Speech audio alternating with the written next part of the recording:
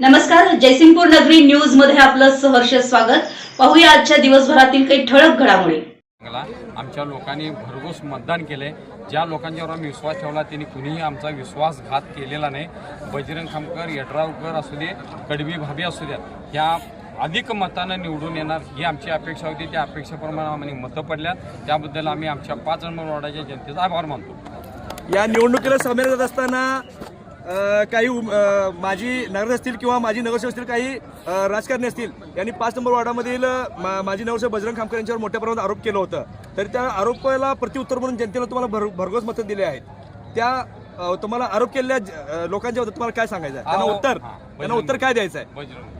त्या आरोप केलेल्या माजी आहेत ना, त्यांची नाव घ्यायची आज त्यांची लायकी नाही। त्यामुळे आज घाण करणार नाही, तरी ते पार्सल पाठवून देणार। तसेच या निवडणुकीला सामोरे जात असताना संजय पाटील यड्रावकर तुमचे नेते नगराध्यक्षपदाला उभे होते, त्यांना भरघोस मतांनी तुम्ही निवडून दिलाय। त्यांच्याबद्दल किंवा त्यांना संदेश म्हणून तुमच्या भावना तुम्ही व्यक्त करा। यड्रावकर साहेबांच्या बद्दल आम्ही पहिल्यांदाच आता या आघाडीतून आम्ही आलोय।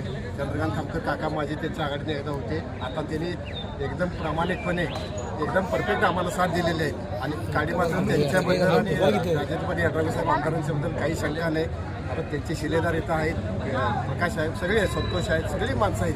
पिंटू तर भावासारखी ही सगळी टीम ही कार्यकर्ते नाही आहे, ही भावासारखी जटलेले आहेत म्हणताना हा गुन्हाला इथं लागलेला आहे। याचं प्रतिनिधित्व मी असलो तरी मी ह्याचं सगळे शिलेदार ही सगळी समोर उभारलेली सगळी।